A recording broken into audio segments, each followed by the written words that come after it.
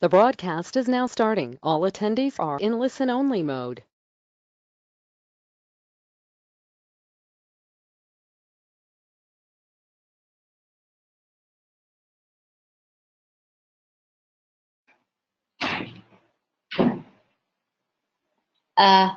Yes. Okay, good afternoon, everyone. I can see that we've got quite a lot of people who are already waiting for the webinar to start. I just wanted to welcome everybody, and I hope that this will be really useful. And you can expect to get a follow-up email with additional information. And if anybody has a question, please just type it into the chat box or the question box, and then we will answer it. I'm going to hand over the session to Sandeep from VNV, who will be giving the presentation today. Thank you. Thanks, Pali. Good afternoon to everyone. Just quickly run you through some of these slides on the carbon credits. And first of all, welcome to everyone, and thanks for taking the time out. Some of you would have probably coordinated with us at different times, or because we've been talking to a few of you, I think, about carbon and how we could monetize some of your work. But we didn't really go ahead with anything in the off-grid space because of transactional limitations in terms of volumes being very low when we were looking at just one or two players. But what we are intending to do now is to kind of bundle a lot of the off-grid players in the country for it to then make sense to go with carbon credits. Because when we were exploring a lot of you in isolation and just just each single company and their carbon credits, it was becoming a bit of a problem because the transactional costs for carbon are quite high. But then, like I said, if you do combine a few of those, we can at least make some sense out of it and can probably monetize a bit of your work, not just the work that you are going to do, but whatever you have done over the past 1 year plus whatever you will do for the next 10 years can be part of this program. So having said that, I'll just start with a slide on the objectives of the webinar.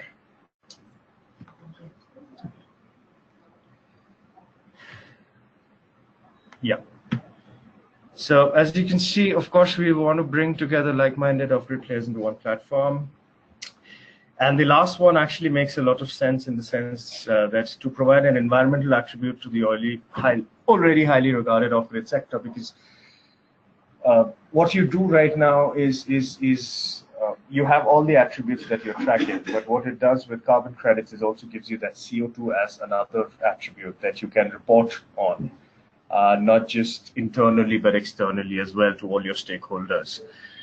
That's something that comes with the carbon credit program. Of course, as we move on to the slides, you will see also that there are other parameters like the Sustainable Development Goals and what all other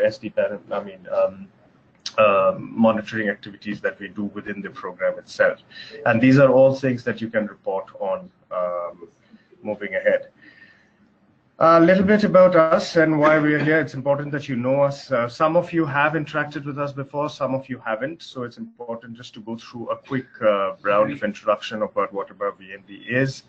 We have been in the carbon credit space for about 10 years now. It's what we do. Social-based carbon offsets has been our strength over the last 7 years.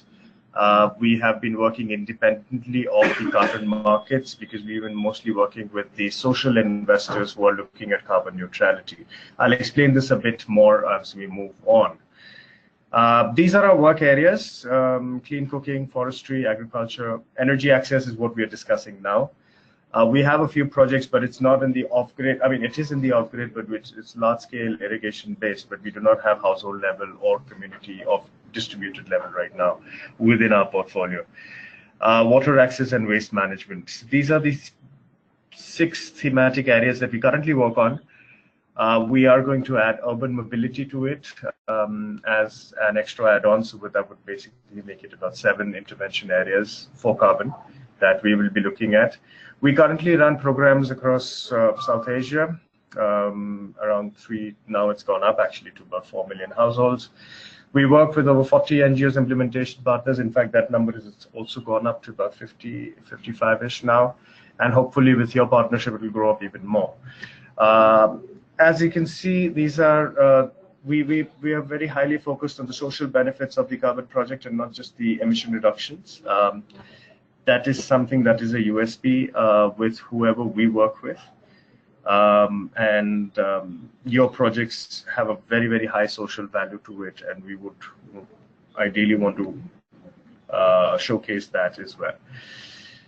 These are some of our projects under the gold standard certification. We have a household biogas project improved cook stove, which are in Bangladesh and Nepal. We have large presence of biogas projects across the central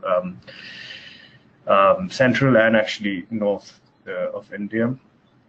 We are expanding this towards the northeast and a part of western India as well on the biogas. Improved cook stoves, we have very large programs in Bangladesh and in Nepal, which are under carbon certified programs. We have a couple of afforestation.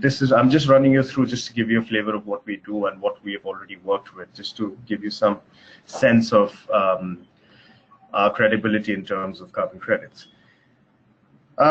These are a few of the other projects that we have on solar PV, waste management. We've started a program of activity which is very similar to what we are talking to you right now, where we had a problem with working with waste management companies who were doing things on their own, where we decided to bundle a lot of them, and we came up with this POA. We're doing this along with GIZ, where we have put in a program of activity where already we have 16 participants who have joined in, and we're signing MOUs as we speak on this program of activity for waste management. And what we are trying to do with the off-grid space is exactly the same, where we're trying to build a consortium of about 25 to 30 companies who come together, and we have this umbrella program of activity under which they can register their projects. These are a few of our alliances. We're part of various alliances across the world. We are also accredited by the United Nations CDM Loan Scheme. We are part of Climate Change Coalition, Climate Neutral Now, as well as International Carbon Reduction and Offset Alliance, which is an alliance of about 18 companies around the world, which we work on voluntary markets and policy around that. Now, moving on from there, and you can just type in your questions, and I think we will have a Q&A session at the end of my session any which way, and I'm happy to answer your questions then. So just a quick thing on voluntary project activities and what is voluntary. So there are two kinds of carbon markets. One is a compliance carbon market. So a lot of you would have heard this term CDM, which basically stands for Clean Development Mechanism, which was under something called the Kyoto Protocol. And it was the flavor for carbon offsets from, say, about 2008 to all the way to 2012. But that was a compliance market, and it was driven by compliance buyers buying credits from developing countries. So compliance buyers were in developed countries who would buy credits from developing countries, but it was governed by an exchange price, as well as it was quite a vibrant market. But you had a price to go with, and then the price would go up and down based on demand and supply. What happened with the CDM was when came 2012, which was the end of Kyoto period 1, the market was oversupplied quite a lot because of all kinds of technologies being allowed to certify their emissions, which included industrial gases, large-scale renewable energy, large-scale hydro. Some of it was even coal-based power, for that matter. So what happened was we had this entire crash of the market that happened because it was very, very oversupplied by credits from India and China. China almost 60%, India about 17%. So as you can see, 80% of the CDM market was basically supplied by two countries. And that was the failure of the markets in itself, which led to an oversupply where people then were oversupplied all the way to 2020, and they did not want to buy any more credits. And the prices crashed, and that was pretty much the end of the compliance markets as we knew it. It's still there and thereabouts, but it's pretty much on life support as of now. Current prices at 0.20, 0.30 euro cents per CER is what the market is. So when we talk about compliance markets, it's very important that the compliance market went through our entire compliance regime, But while the compliance market was happening, there was also this voluntary markets that picked up. Voluntary markets meaning it's a bilateral buyer to seller kind of a relationship. Now, the buyer typically would be an industry, it could be an IT company, it could be an airline, it could be anybody. But anybody who wants to A, show some climate action, and B, of course, the entire agenda towards carbon neutrality. Now, carbon neutrality, there are various definitions to it. You can go carbon neutral for an entire company, you can go carbon neutral just for your transport emissions, or you could go carbon neutral just for your business travels. Companies decide what to go carbon neutral for. And once they've decided, then they would want to fund a program or buy carbon credits from a program which has some kind of value or some kind of value sharing is what we call it typically between the company. And so typically what we had, just give you an example, a tire company would want to buy carbon credits from a rubber plantation in Indonesia, a tire company in the US or in the UK for that matter. So something like that. So this is the voluntary market which was happening parallelly to the compliance markets. And this is where VNV would typically played a big part, and we continue to do so. So hence, we do not have much to do with the compliance, but apart from the fact that obviously the compliance market crashing also had kind of an influence on the prices of the voluntary markets, because a lot of buyers were cross-cutting between the compliance and the voluntary markets. So while that has happened, voluntary markets are all about proving why you want a certain carbon price. And though the prices are depressed, but there is still some kind of a market left. When I say a market left, it is not a market activity per se. It's between, like I said, bilateral between buyer and seller. Depends on which buyers are buying and how they want to support a program. So I will let you go through the slide. I'm sure by now you would have. I'm moving on to the next slide. What is a program of activity? Basically, this entire discussion is based on the fact that we are going to have a program of activity with off-grid players in India. So you had standalone carbon projects, which was pretty much the norm in terms of till about 2013-14. And then people realized that to register standalone CDM projects every time go through that same documentation was a big hassle. So then what people said was, look, let's just have an umbrella program with the same technology or related technologies. And let's add something called a component project activity to the umbrella program of activity. So instead of each program, and what is happening was, if I say, for example, I install 20,000 solar lamps in a village in Bihar or a district in Bihar, I register that program. I start taking carbon credits from that program. The next time I deploy 20,000 somewhere else, I need to register this as a fresh program, you know.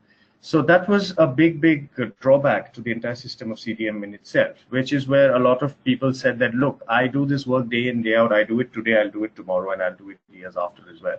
I can't go around registering each program with this entire documentation list that we have each time. So just to simplify things, the CDM executive board at that point decided that we should have this larger POA, and then we could add something called a component to it, which will have far lesser documentation than the original registration, which would require.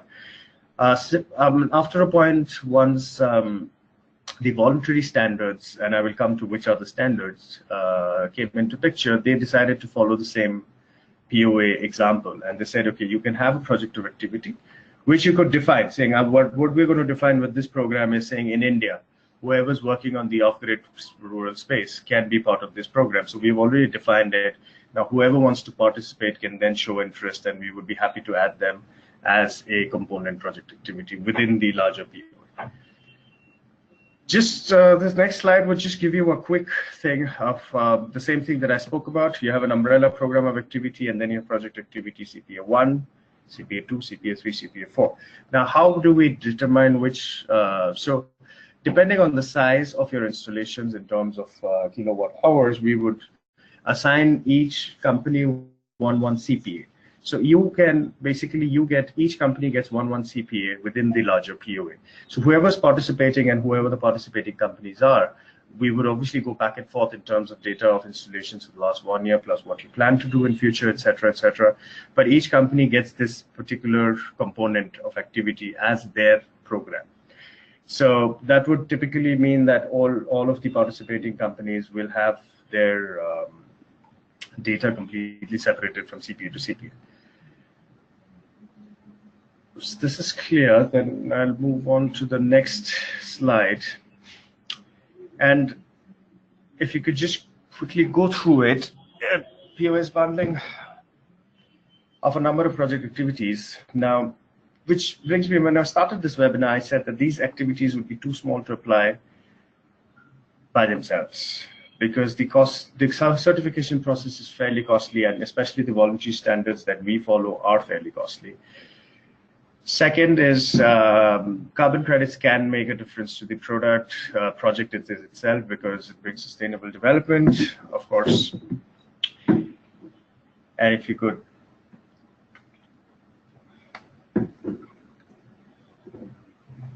also the fact, if I could add, is this carbon credit, or because of the CDM crashing, what has happened is a lot of players did not look at carbon credits post 2030. But we have been fortunate enough to work with a lot who did look at it. And this is a way of, because we do not see too many off-grid players claiming carbon credits today. Not too many, very hardly any. And this is our way to bring them back into the carbon credit markets per se, because that would mean that there is an avenue to not only look at potential funding agencies who would buy these carbon credits, but to also in the future look at developing new markets for these credits. And when I say developing new markets, what is happening is across the world, the carbon markets are being decentralized. Today we have offers or requests from Indian companies to buy carbon credits, which was never the case about 2 years back. And we are looking at building a portfolio of these highly socially valuable and sustainable development oriented projects, so that these carbon credits can then fetch a higher price. And not typically in the traditional, maybe not typically in the traditional domestic market, but other markets that are developing, and they are developing post the 2015 Paris Agreement. This is the next slide is on the program cycle. You won't have.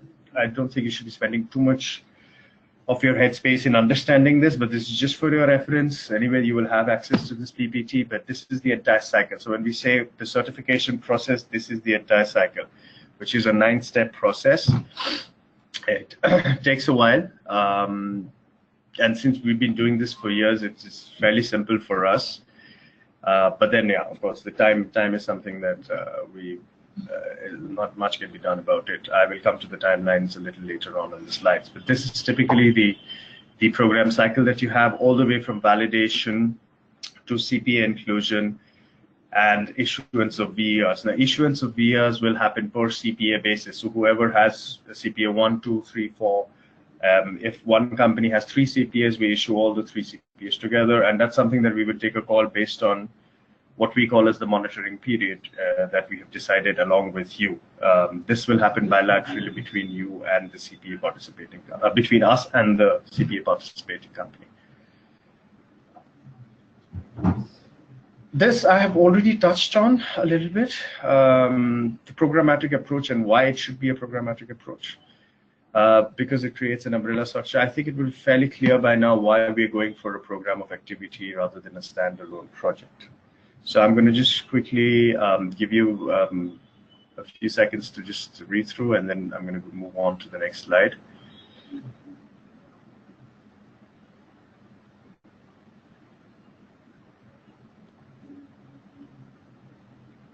This is again advantages of using the POA, limited certification effort, scale up gradually. See, the whole point is about scaling up. When I said that, with a standalone project, you are registering whatever you have done so far, or are going to do it over the next 1 year. What we are saying is whatever you're going to do for the next 5, 10 years is something that we can keep including within this POA. It is a lot of time and effort that is saved on both ends, both on VNV's and on your end, actually, in terms of the risks of just the time and effort of putting people on the program.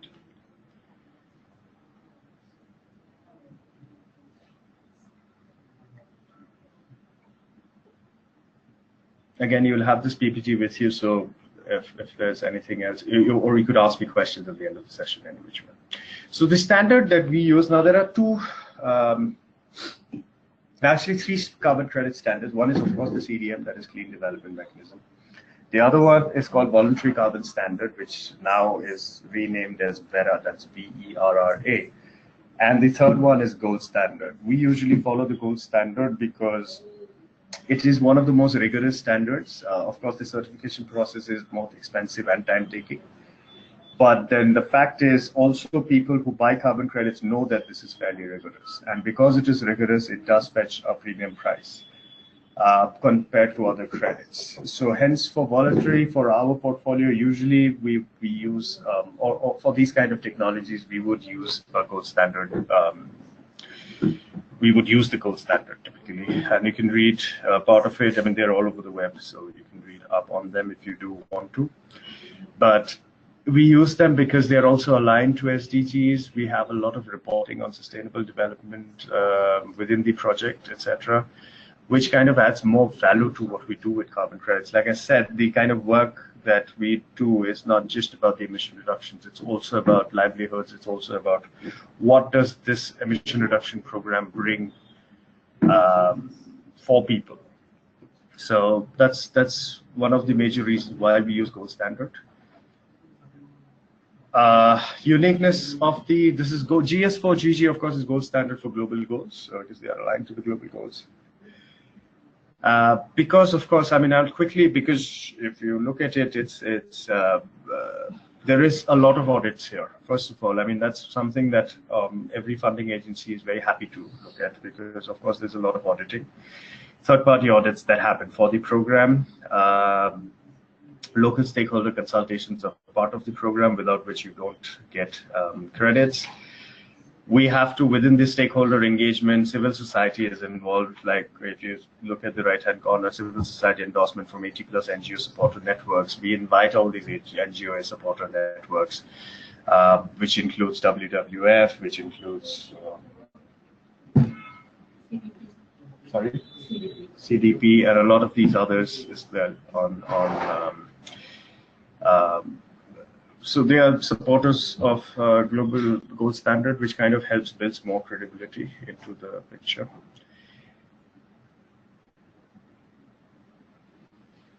And like I said, the third-party audit is, I think, the biggest thing, and especially the safeguards that we have to look at, and the risk management framework, et cetera, that we have to look at before even registering a program. So the gold standard impact, this is just to give you a way of why are we using this standard, because it is a globally accepted standard. It builds credibility as well, because these are the associations that gold standard is part of. It's fairly well recognized, and this is actually one of the standards which kind of pioneered social carbon, social-based carbon offsets. GSG4 is rooted in the SDGs. What this means to your organization, it is something that's important for you, and so in a sense that when we're having this discussion should not be limited just to the fact of monetizing your carbon, but it's also about what it brings to you in terms of brand and visibility and credibility as an organization. Well, I have been in the energy space for a while. A carbon registered program is still considered a better program to invest in. And I've seen, I mean, in fact, right now we're working with impact finances who also ask you whether this is a carbon registered program or not. Not because they're interested in the emission reductions, but they want to know if you've been audited by another third party on your work. Because the very fact that you are issuing carbon credits means that your equipment or whatever that you're working with is working. And is in place, because otherwise you would not get carbon credits. So typically from a grant financing perspective or any other blended financing perspective, there is a sense of confidence that if you have deployed this technology has to be working for this company to be issuing carbon credits every year on year, because another third party comes and checks every year on whether your deployments are working or not. And that becomes, and we have seen that actually practically as well, becomes a kind of a USP for the company in terms of raising finances, moving on in terms of their brand visibility, in terms of their credibility in the markets, et cetera, et cetera. So it does help, and I would like to make that point, because this is not just about monetizing your carbon. This is a global platform your project is out there on the platform, and it leads to a lot of people interested in your programs, wanting to know more, etc., etc. So I'll move on from this slide and come specifically to this discussion, which is on off-grid energy generation, POA. And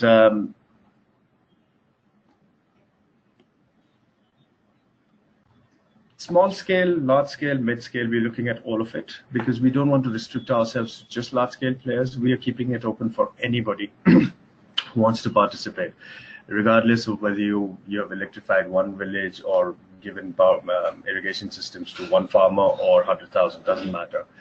Everybody will be part of this program and will be welcome to. If you can read through this basic thing that we have in terms of whatever technologies will work. I'll just move on.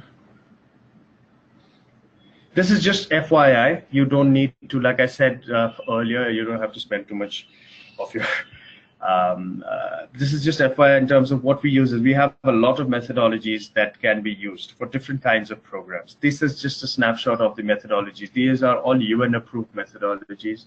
So we have a list of methodologies that we can use. It's not that we can claim emission reductions randomly. So we have to choose the methodology carefully, after which depends on your deployments, where are you deploying, what is the exact technologies that you're using. And this is just some of the examples. We will, of course, bilaterally have discussions with you in terms of understanding which methodology is best suited to you. And when we say best suited to you, of course, we are looking at how many emission reduction credits can you get out of it.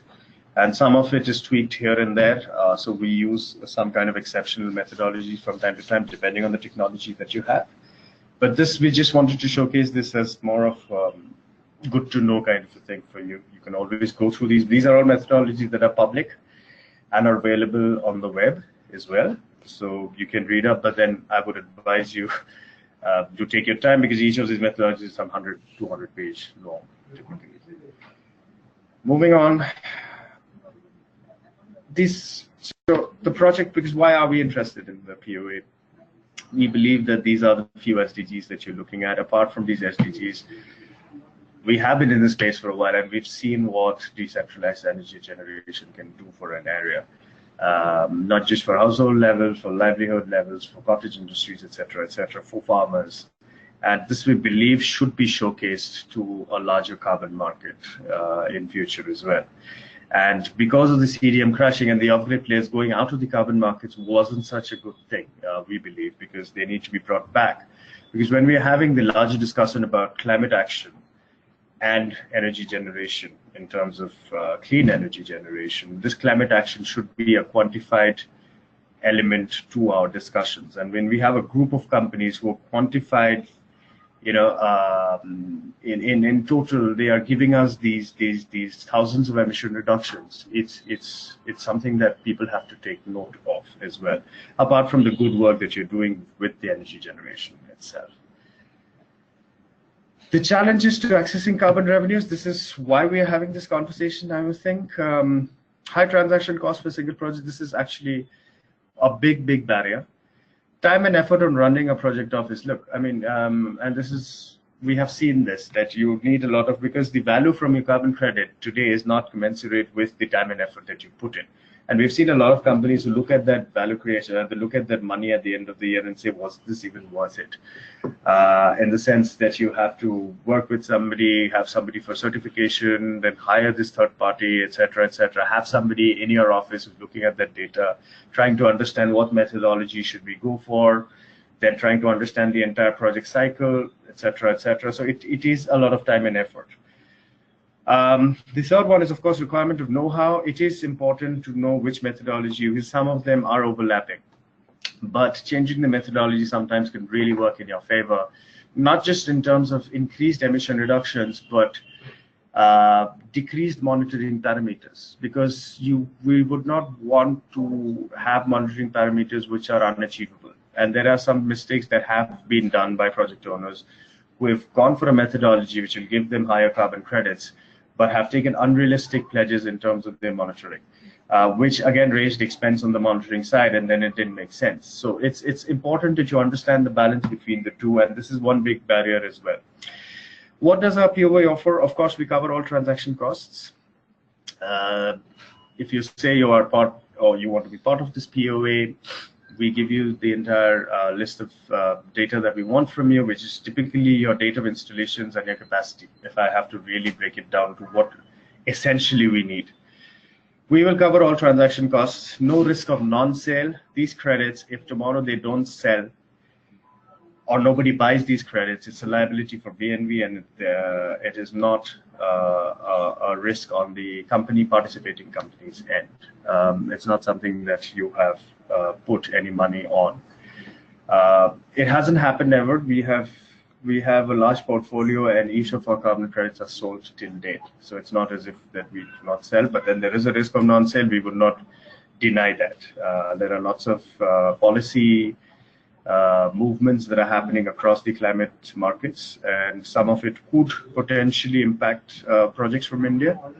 But we are happy to take that risk till 2020, and then we will see from there. But whatever we registered till 2020, we are hoping that we can get them through. But maybe after 2020, it might be difficult to register Indian projects, Indian carbon projects. We have access to over 100 buyers worldwide. We've been working for a while in this area. We work with various aggregators, as well as we work with end buyers. We work, like I said, we work with automobile. We work with at least 9 to 10 different sectors and different companies across the world, and we supply to them depending on their preferences. Of course, there are preferences. Like I said, some people want within their supply chain. Some people want, because their board decides to work only with forests, so they buy only credits from forests. Some people are energy companies and say, look, we want to promote renewable energy, and hence we would like to support a program with renewable energy. So there are various kinds of buyers out there. We usually keep in touch with them and try and see what's their requirement. A lot of them right now, of course, are looking at that SDG-based kind of thing. I said, what are the different sustainable development goals that you're ticking with your project, and how our carbon finance is going to help you scale up the project, et cetera, et cetera. So that is something that we work with on our end in terms of understanding the portfolio and what should be presented to the client and not, in terms of what kind of projects, as well as what number of credits, because obviously these are, like I said, what we call as boutique credits. These are not your run-of-the-mill large hydro kind of a project. So there are, again, very selective clients who would want to buy them, and even if they want to buy them, they're very selective about how much they want to buy. These are not typically trading-based buys, which is about, somebody comes and says, I want 50,000 tons of these credits. It doesn't happen that way. We sell smaller lots, 3,000, 5,000, sometimes 10, 15,000, maybe max 20,000. So that's how it typically works out. It takes a period of time when you just don't sell everything at one shot after issuance. So that's the access that we get to you. Benefits, like I said, it is the benefit when I talk about the benefits, and it does start by saying monetizing your work. But apart from it, these are the 4 different areas. I mean, actually the 3. The 4th one is, of course, climate finance and the revenue. But these 3 are fairly important considerations that you should have on why you should join into this POA or get into a carbon credit project, regardless of whether you want to join into this POA or not. Recognition by civil society, monitoring by third party, and additional one more quantifiable co-benefit. This is a definitive additional co-benefit that you're quantifying. It's a certified co-benefit. You can go out there and say, look, I am reducing so much CO2. And this is a big draw. We have seen this being a big draw with other companies as well who participate in other programs of ours. And I see that as something that should be considered quite highly within your decision making as well. The project cycle, just to give you a quick run through, of course, so we have the inception, then the data collection, stakeholder, in terms of we go to your stakeholder and tell them that, look, we are having a carbon program like this, do you have any objections, and this is how it's going to be. Then submission to the gold standard for a preliminary review. So I'm just running you through because just to give you the quantum of the work or an effort that goes into a carbon project. After which you're looking at a validation by a third party, submission of final documents, registration. And after this registration of the entire umbrella POAs, then we start adding your CPAs. CPAs meaning component project activities. And post which you're looking at CPA implementation, monitoring, again a verification by a third party, and then an issuance. This third party that I keep referring to is not any third party that we can take. There is an empaneled list of third parties, and we can use only them as of now. And they are usually accredited by the UN, and then subsequently by the gold standard. So this is the issuance, and this is after the issuance is when you're looking at revenue generation from the carbon credits. Now, how soon after issuance can you look at revenue generation? It could be 10 days, it could be a year as well. We usually would not go beyond a year to sell a carbon credit, but it could be in the range of 10 days to a year, depending on what the buyer appetite is and who the buyers are. Usually you wouldn't have to wait that long, but I'm just giving you the worst case scenario. In fact, some of our biogas carbon credits we've sold even at the 15th or the 18th month after issuance. Because you would wait for the right price, right buyer, you would have to, we usually have that, sometimes there is a lull in the buying process because some tenders are not released on time, etc., etc. A lot of buys in the Europe happen through tenders and not just bilateral discussions. So there are a lot of external influences within the pricing that happens, and we usually wait it out a little bit. BNB as such, we can absorb these, so we are not in a hurry to sell them as such. We would wait for the right price and the right buyer to be able to sell these kind of credits. Coming to, and this is an important question that is asked by most participating companies to us, what is the role and responsibility? What do you want us to do? So what we say is, look, project documentation, we need some of your support. Validation, project documentation, actually, this is where we need maximum support, because what we need is your Excel sheets or your ERP-based systems of how much have you deployed, where, what are the capacities, name of each beneficiary, etc., which most companies do have. We realize that. You will already have some data on what you've done over the past 1 year, and what you intend to do in the next few years might not be data, but it is as a plan of action. So after which, most of the other stuff we will handle.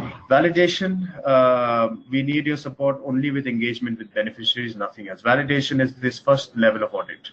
Registration happens with the gold standard. That is completely our job.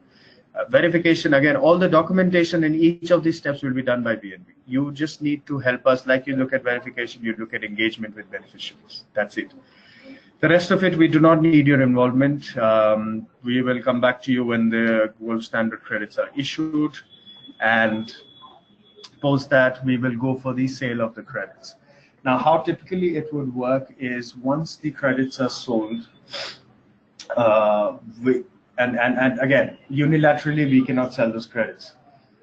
We basically ask you for your permission, and this has to be signed on a piece of paper by both parties, that is the CPA participating company as well as BNB, for a sale to go through. So what happens is after the issuance, we come to you with an offer from a third-party buyer and say, look, we have an offer on the table for X, Y, Z. Are you okay with this offer? See, most of the offers, we'll filter it out ourselves, because if it's too low, we won't even go for it.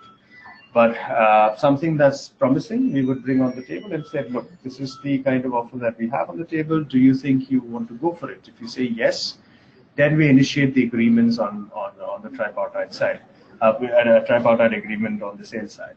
So it is typically, and this is very clear on our contracts that we'll have, that unilaterally, you cannot sell your carbon credits unilaterally, nor can I. Are you open to selling your carbon credits? Of course, yes. Does this mean that only BNB can go to a buyer and sell? No. You can, some of you might have access to global markets, and some of you might just meet somebody who says, hey, you guys have carbon, I want to buy them, which is fair enough. Again, you bring that offer on the table, we discuss. If we are happy with it, we both sign on the agreement and we go for the sale. So typically, that's how we would work. And this cycle would go on year on year on year. So when we say data, this data, every year that you are deploying your technology, you can send us the data at the end of 12 months, and we'd be happy to include that within the carbon credit program. When we make the monitoring report, we'll make it in total of whatever you've deployed before, plus what you've deployed now, and we'll give you the emission reductions number that we're looking to monitor and verify. This verification will happen every 12 months. So typically, we will go through the entire cycle, register the program, and add your CPA. Post your CPA, we will probably wait for about 3 months before issuing the first lot of credits, after which every year on year we start issuing carbon credits for you. So having said that, I think I'm done now, and I would welcome any questions, and I think you might have a lot, so happy to open this thing for any questions that we have. Okay, we have a question from Rajneesh who's asking who pays for the audits. We pay for the audit. BME pays for, like I said, all of the transaction costs. That includes audit fees, certification fees, design fees, etc., etc. Open it up.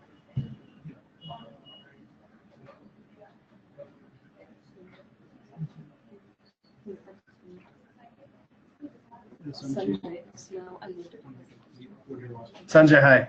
You have a question?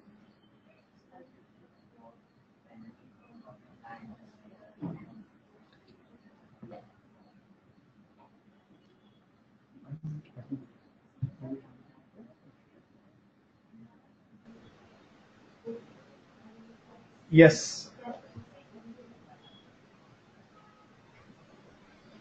I think Sanjay had a question.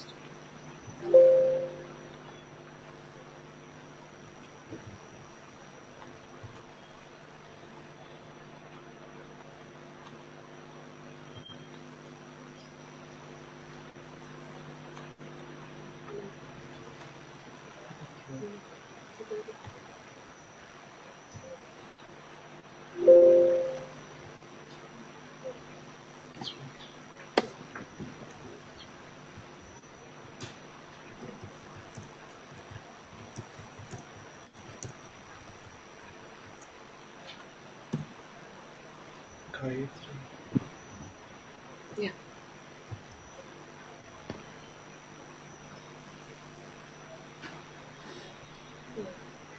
Yes, Sandeep, there's a question here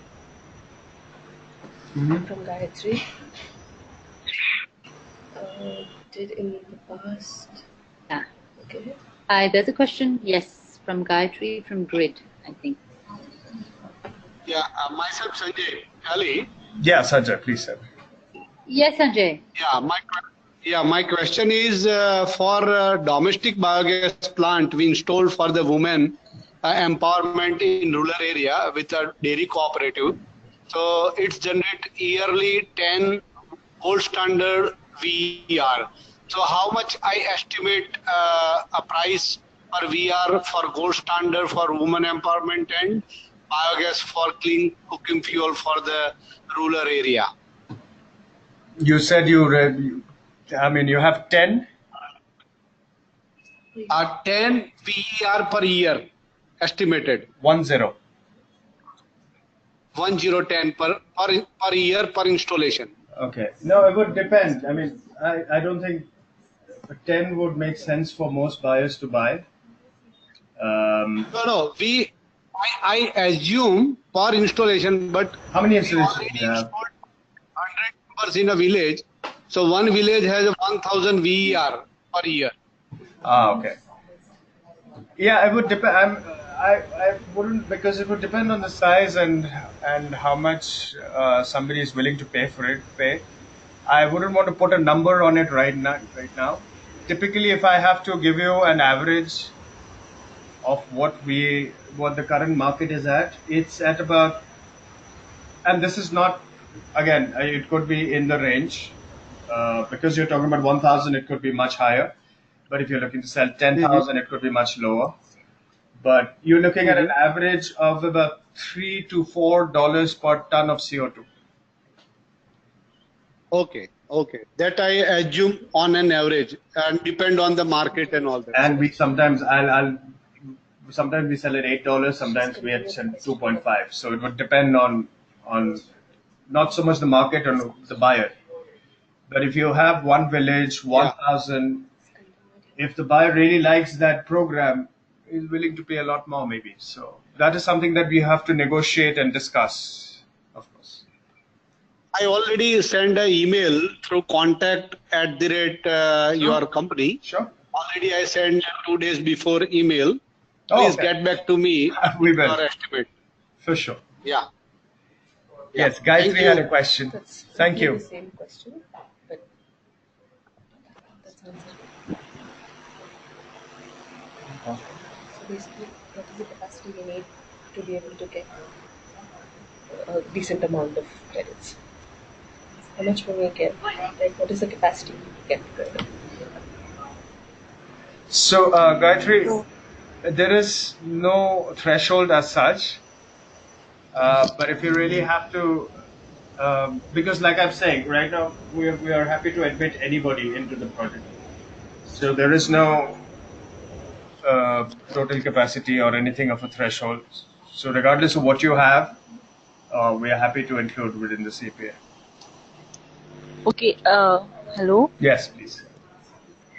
So like if we are working on waste management issue, like if we do like an area waste management issue, we deal with it. So will it be also can earn credits or something? Yes, it can, but not under this program. We have another Okay. program on waste management. So if you reach out to us, we can probably add your work onto that program of activity. So you can. So it will To answer be your question. okay. The funds we will get will depend on the VER, right? Yes. Like how much we are earning. Correct. Okay. And is it someone like can cross check in your company like VERs we calculate or something can help in that consultancy? No, consultancy, what do you mean? I mean, see, the programs that we're currently discussing, we will do all of the calculations, documentation, everything for you. Okay. We should make an estimate. Thank you. Thank you, Gayatri. Thank you. I think that's all the questions. Yeah, we covered that. And also like we hello. Yes. We had like our past projects around in 7 states, so we can earn credits from them. Past projects only up to 12 months. So let's assume that we start by 1st of November 2018. So that would mean all the work that you've done from 1st November 2017 onwards can be part of the project. So 12 months from Okay. start of the project. Sorry, I cannot understand. Like from 1st November 2017, the projects which started let's after that. assume. So I'm assuming right now that the project, the gold standard project, starts from 1st November 2018. It could be 1st November. It could be 1st December 2018 as well. So from that date, up prior to 12 months is what is admissible within this project. So 12 months prior to start date, which it could be even. So let's assume if it's tomorrow. So 12 months prior to this date, whatever you've done is admissible.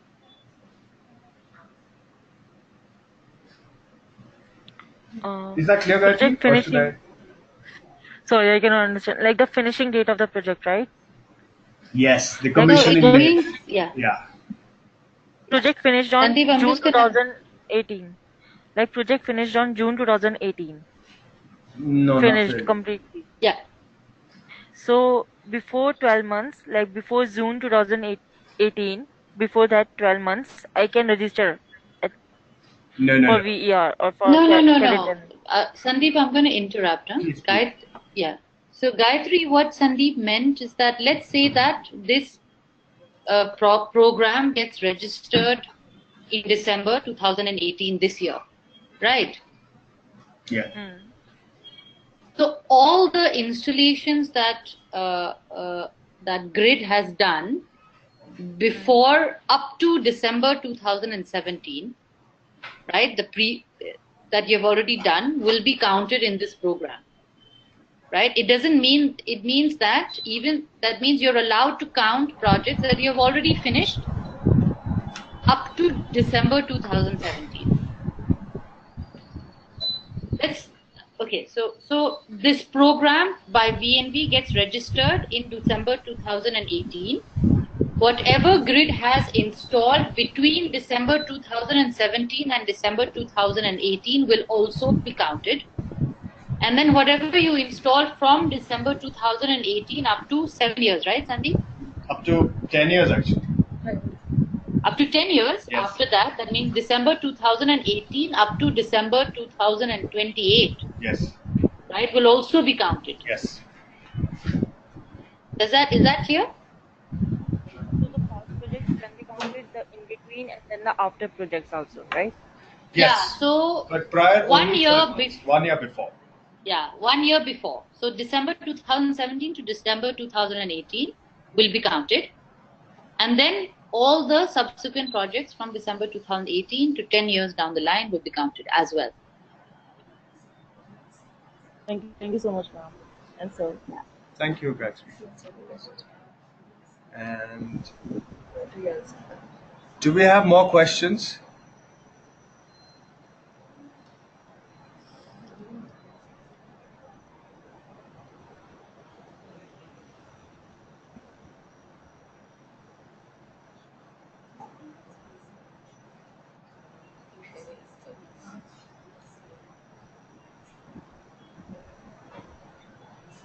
I'm just going to give Okay. Yeah, I think. Okay, I think we're good. If there are no questions, we'd be happy to receive emails from you.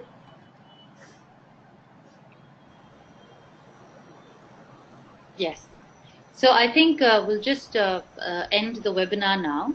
We'd like to thank everyone who attended. We'd especially like to thank Sandeep and the team from BNB for conducting this and for explaining, the process as well as benefits and, the kind of work that goes behind it really well. You can expect to get a follow-up email from BNB that will give you, this presentation, and you're most welcome to contact them directly if you have any questions. Okay, so I'm going to end it now, and thank you, everybody. Have a nice day. thank you.